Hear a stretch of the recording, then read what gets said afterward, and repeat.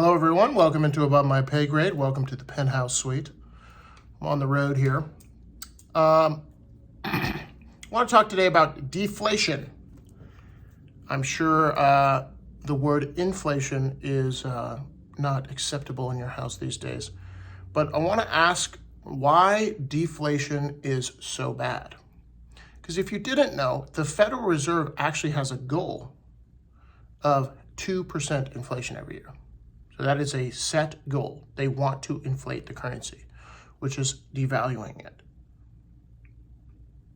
I'm going to say that again. They have a goal of inflating the currency and devaluing it. So if that is their stated goal, why is it? A lot of countries around the world, or every country around the world, does not have a gold-backed currency. No country exists that has a gold-backed currency. Why is this? Well, when one country can outprint the other one, they could potentially defeat them in war, which is why part of the reason we sold war bonds during World War II. But I'm reading this book called The Price of Tomorrow by Jeff Booth. It's really good if you want to learn about some of the pros of deflation. But specifically, I got to thinking, capitalism, free market capitalism, the goal is to give you something better for cheaper. Think about any business, how they compete. They give you something better for cheaper. So why and how do we have inflation? If capitalism's goal is to give you something better, cheaper, more efficient, etc., and that has been our country's story, everything has become more efficient. Cars are more efficient, phones are more efficient, washing machines are more efficient, everything's more efficient, cheaper, easier to manufacture, all that. Why aren't they cheaper? So, a lot of people think that in a deflationary world, everyone would hoard their money. In a world where dollars go up in value, people would hoard money. And that's not necessarily true. So you have to think about deflation not only as in cost going down, but product capability, especially technology, going up. And iPhone's a good example. And Jeff Booth uses this example in the book. He says, you know for a fact, and this applies to me, you know for a fact that the iPhone in 5 years is going to be better than the iPhone you have today. Yet you still buy it. That's deflation. The price of the phone in 5 years being better than the phone today, especially if they cost the same. So why do you buy the phone today? You choose to trade your labor or money for that good or service because you think it's worth it. Would there be a lot of knick-knack spending? A lot of, would there be more fiscal responsibility in the United States if there was deflation? I think so. But why is it such a bad word? The government hates deflation. And the Great Depression was deflation, prices going down, people losing jobs, etc. But deflation doesn't always mean people lose their jobs. It often means you get something better for cheaper today than you did yesterday. And in free market capitalism, that's the way it's supposed to work. So who in this system doesn't want deflation? Can anyone guess? That's right, it's the federal government. Why does the federal government not want deflation? And a lot of businesses don't want it either, because we have a credit-based monetary system. In a credit-based monetary system where more debt is piled on top of the last debt, the last thing you can have is income going down, tax receipts going down. That's the last thing you can have. The only way the system keeps working is if it gets bigger. The debts become bigger. The money supply becomes bigger. And now you know why we have inflation. When capitalism as a whole the goal is to give you something better for cheaper.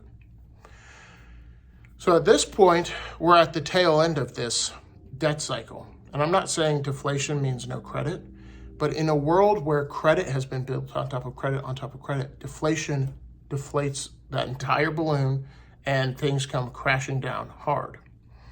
And if you didn't know, banks loan money into existence. I did a video about this about 3 months ago. Banks loan money into existence. And they have a reserve requirement. They used to have a reserve requirement of 10%.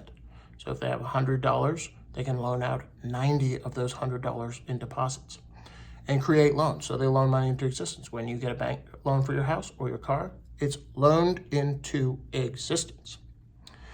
Now, what's to stop a bank from loaning everyone millions of dollars and creating quadrillions of dollars?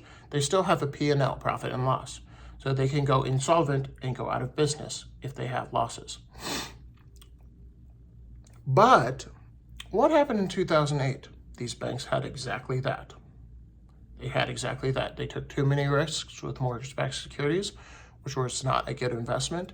And they took a massively huge haircut, therefore they were insolvent. What happened? The federal government came in and bailed them out. So the same incentives that were there now has a Federal Reserve backstop. These banks know at the end of the day that the Federal Reserve will bail them out, because if they don't bail them out, that is the end of the American banking system. That will cause chaos in the streets, and it actually will.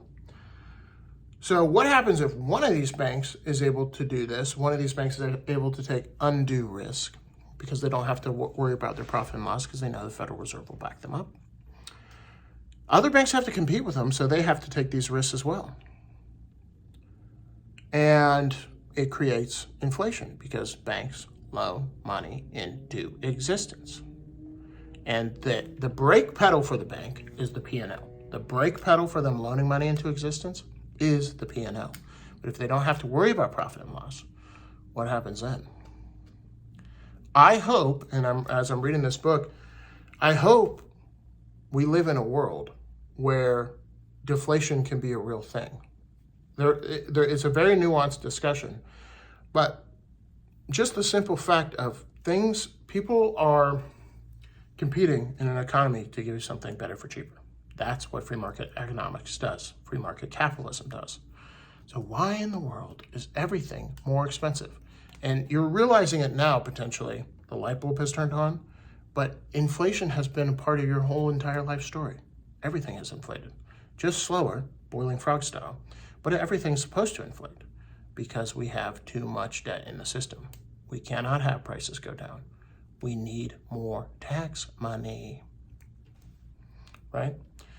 So this whole cabal and why we have inflation in the first place is because of government spending, is because of governments incentivizing creating more money. Let me know what you think about potential for a deflationary future, and if you think that's such a bad word, or if it could actually mean productivity and more prosperity in the future. Thanks for watching. Thanks for listening. If you could hit that like button, that would be great. See you guys in the next one. Peace.